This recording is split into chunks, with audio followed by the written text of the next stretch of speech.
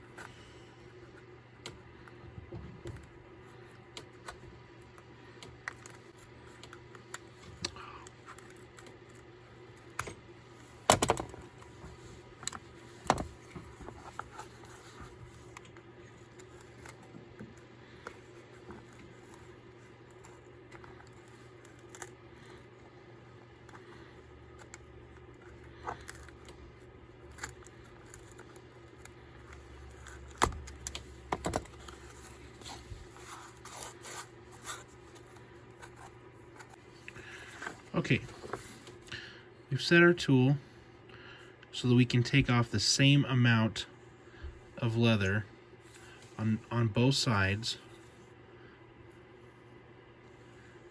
And this is just going to make a mark for us to cut by. But by doing it this way, it will also follow the contour of the original edge. So we've done that.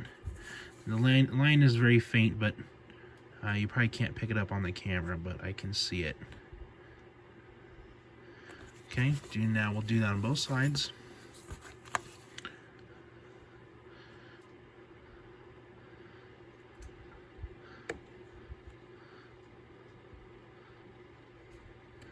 Okay, we'll cut that off.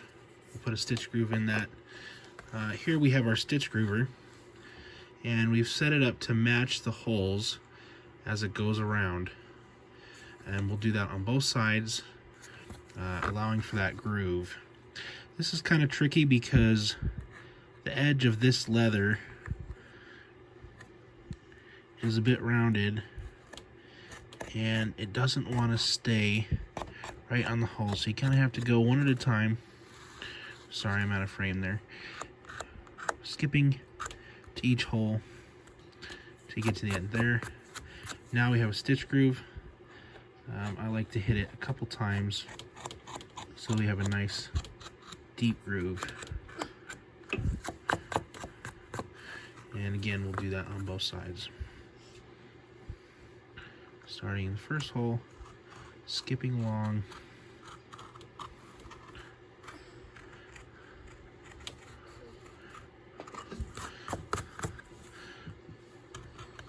One more time.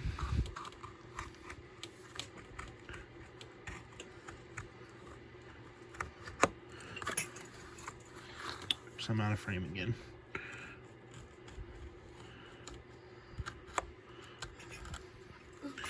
Okay.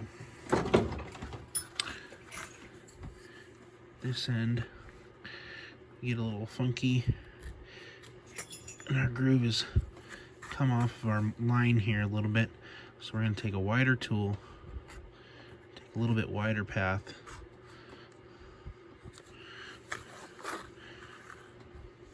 so that we can accommodate all of our holes in the stitch groove.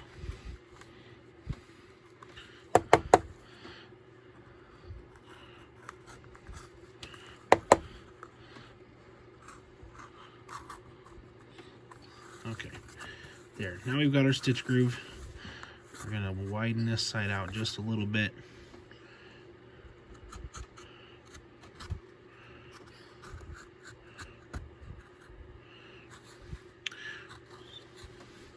See, that's one of the reasons I like to use a stitch groove before I do my stitches, because here you can see this line where their stitches were, these few holes they put were out of alignment. So we're gonna bring our stitch groove a little bit closer, try and pick up those holes. Okay.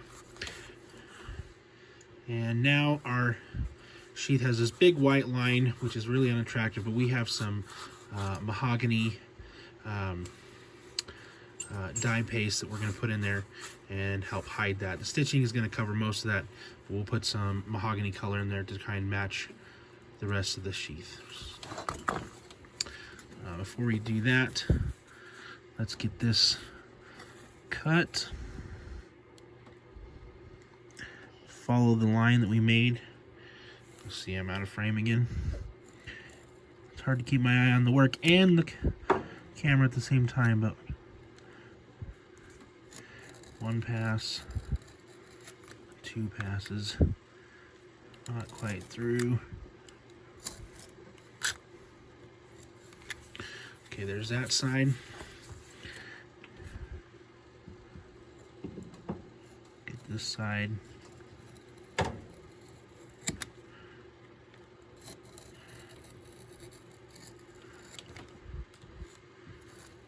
Okay, now we've got those cut off, we're going to go back to our stitch groover.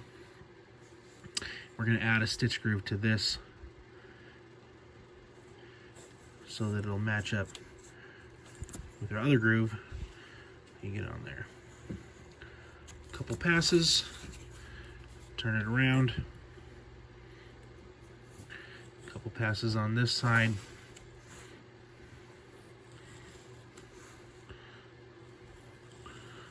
There we go. Okay, now our trimmed piece is ready. We're gonna see if we have a stitching chisel that will match these holes, so we can put our holes in this one. Okay, so we can see our holes, and this stitching chisel, the holes match pretty close. So now we can take this, put it into our stitch groove. I like to hang one tine off the edge so I wouldn't know where the hole next to this is gonna fall, because I don't want to get this second tine so close to the edge that it tears out. So move it in just a little bit, making sure all of our tines are in the groove. Get our mallet, and we're through. Pull it out, and then again on this side, we'll hang a tine off the edge. This tine in our last hole, so we get our spacing right. This tine is off the edge, and there we go. Now the other side. Hang a tine off the edge.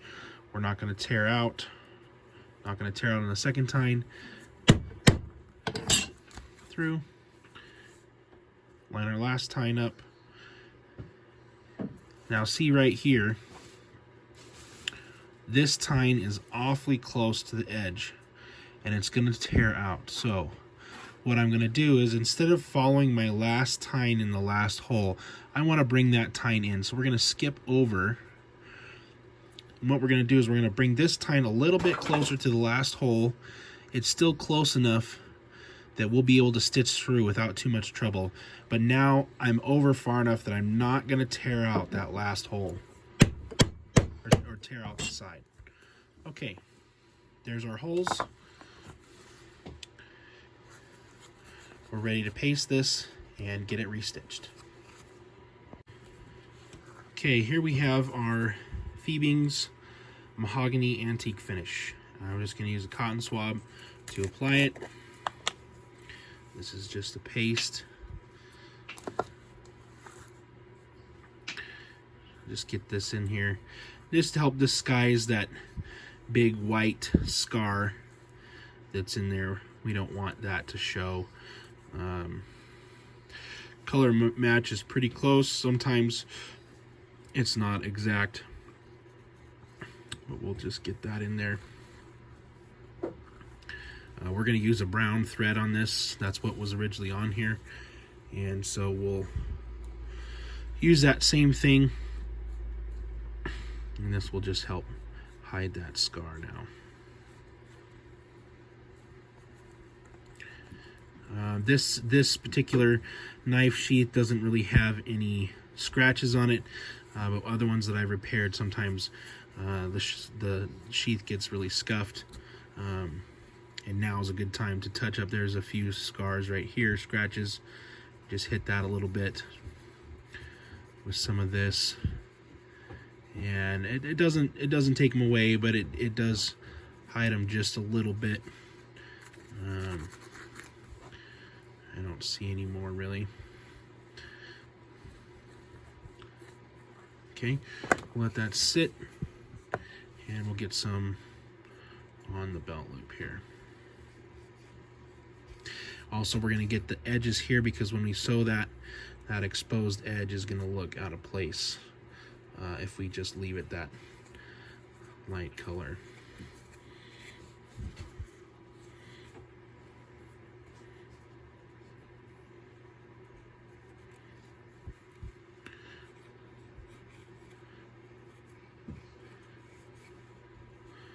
Okay, now this part of the belt loop, because it sticks out a little bit, is a little bit scuffed and scratched. So we'll put a little bit of paste in here, kind of hide some of those scratches. Maybe a little on the inside here where the belt rubs.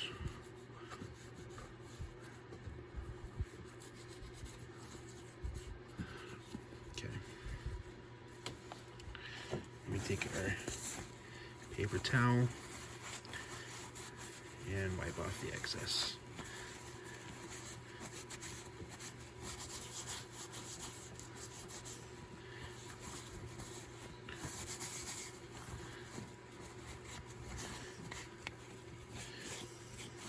Now it doesn't make those edges as dark as they were before, but as you can see, it does hide it pretty well. And the same on here. Doesn't hide it completely, but much better. And once we get that thread in there, you won't hardly notice that. But you probably would notice it quite a bit if we didn't take the time to add that antique finish in there. Okay, now we've got all the excess removed. We're ready to stitch it back up. Alright, we've got our thread, needles on both ends, because we're going to be doing saddle stitch. And when you're stitching, you want the thread that you use to be about 4 times the length of whatever it is that you're stitching. So there's 3, 4, plus we've got a little bit extra because we're double backed on our needles. Okay. I've also gone through and enlarged all the holes with my awl, because once this thing was cinched up previously, the holes get smaller and through time. So in order to get our needles and our thread through, we just put our all through, give a little twist, and open those back up. So I've already done that on there, and I've already done that on here to open our holes up just a bit. Okay. So starting at the first hole, we're going to go, I think, 2 holes, and then we're going to add our belt loop in. So we pull our thread through until our needles are even. There we go. And then we begin our saddle stitch. If you're not familiar with the saddle stitch, you have one needle that comes through from one side and you pull it tight, and then you have another needle that goes through from the other side, and that gives you a back and forth pattern through your project. That holds much better than than a lot of other stitches, because if one side ever gets cut, then the other side is still holding it, and it won't just fall apart on you. So we pull that side through, and then we go back through with our other needle, stopping each time to pull it tight.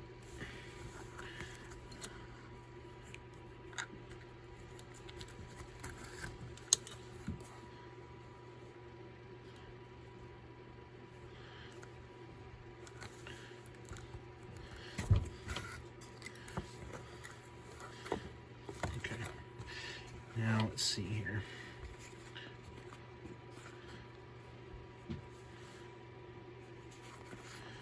I remember how this goes.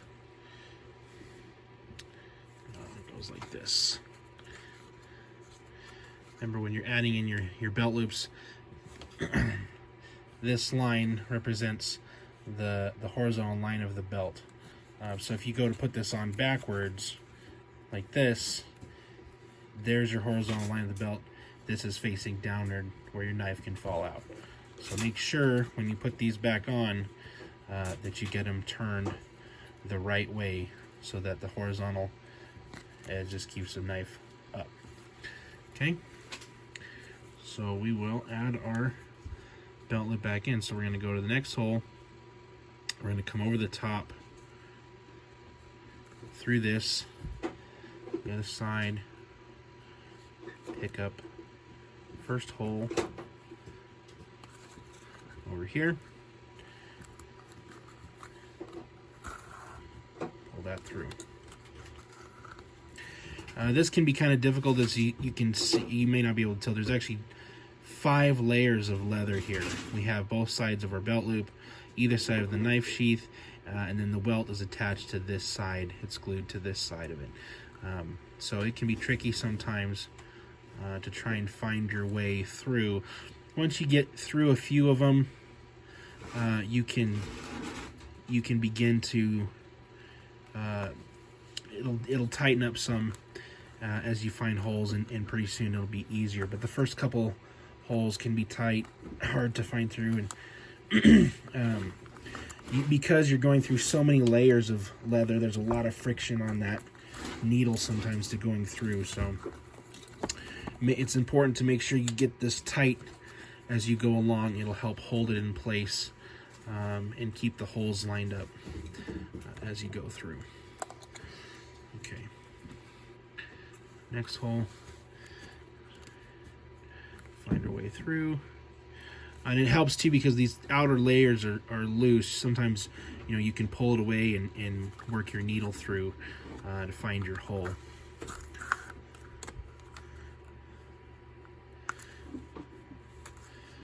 This actually is going through pretty easily compared to some of the other projects.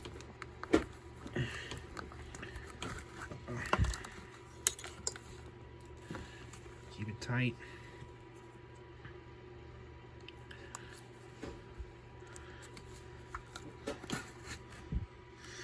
Usually the first needle going through goes through pretty easily because there's nothing in there.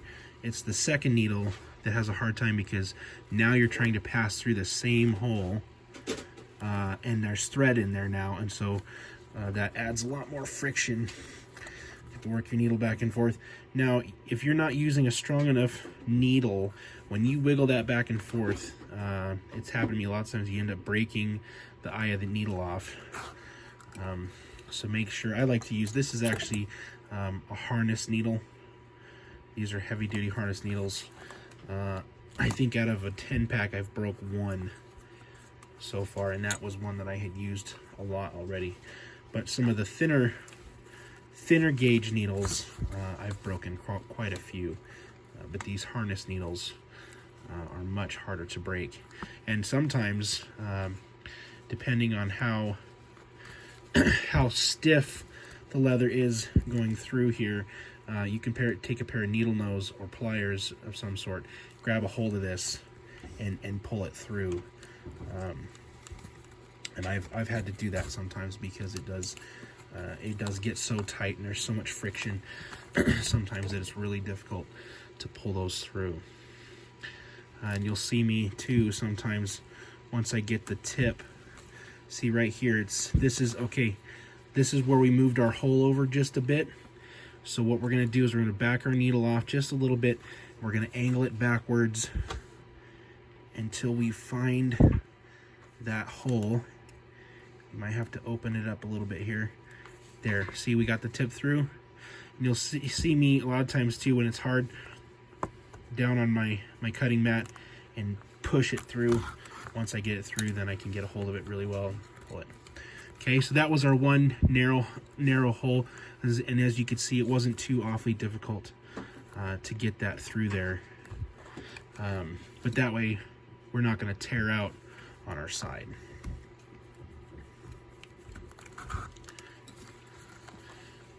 And again, pulling tight often, and then you can see as we've gotten more needle and more holes stitched, this edge is coming down and the holes are beginning to line up. We cut these. They may not be perfect, but after we get it stitched, we can come back through and trim any high spots.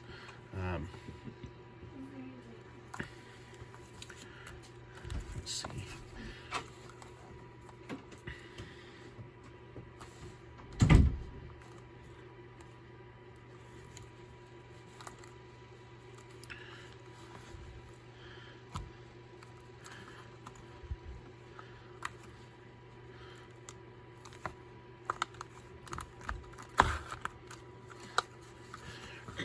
Also, when you come through, you pull tight, pull your thread to the front side of the hole.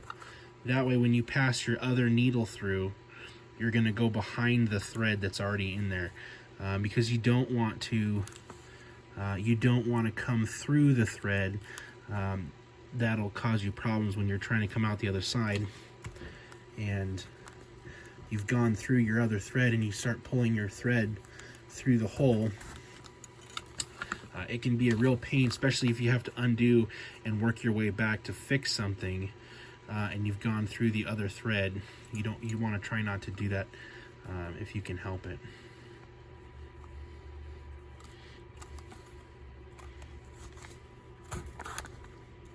See, I'm pulling it this way to get it to one side of the hole, and I pass through the hole behind it.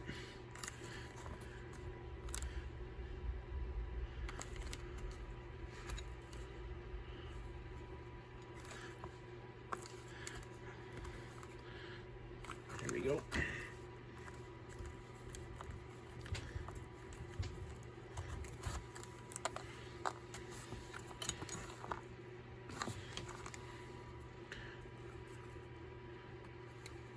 This is the hardest part, getting through all 5 layers of leather. Once we get back out here, it'll get easier again.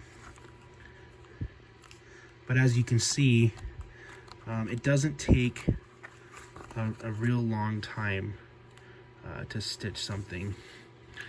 Our holes are not lining up here. There we go. Pull it out of the way. Pass the other needle behind it.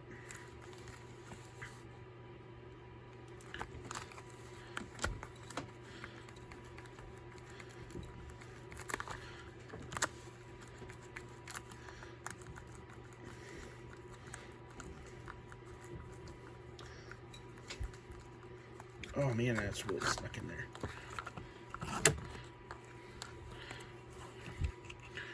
Alright, my needles seem to be sticking a little bit more, so I'm going to show you another trick. Here's a chunk of beeswax. If you take your needle and you rub it on here, pass it through, get some beeswax on there, it'll pass through the leather better.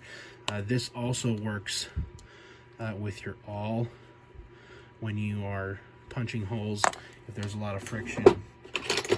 Also with your, and I do this a lot with the stitching chisel, as I get those in there, and get some beeswax. It doesn't take much. Get some beeswax on there, and that really helps cut down on the friction when you're passing through. I got beeswax on there. Okay.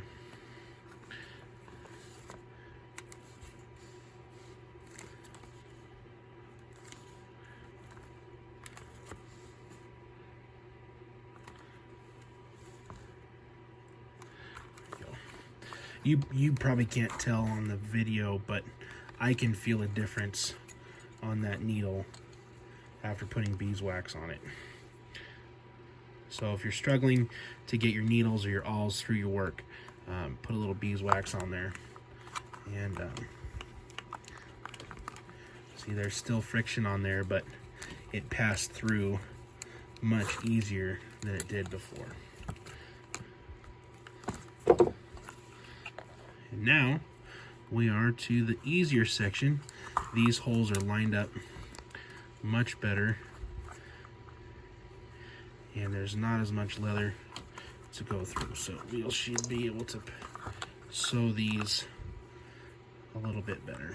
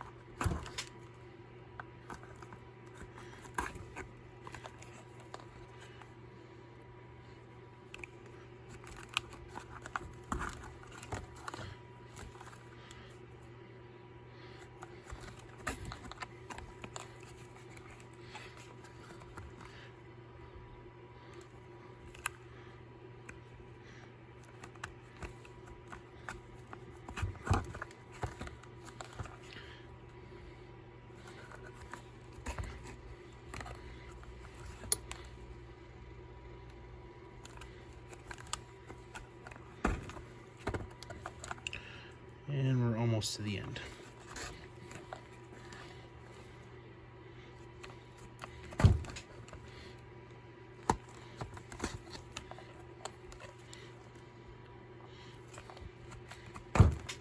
Okay, now that we're to the end, we're going to back stitch. We're going to back stitch a little ways, and then we're going to tie off our needle. So this part's hard because now you've got two layers of thread going through the same hole, and now you're going to put two more. So we've brought that one back through that side,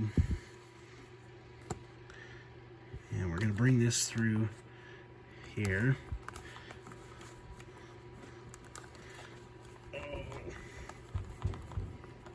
Okay, so now I want both threads, get in frame here, both threads on the same side of the sheath. So I'm going to send this one back through one more hole down.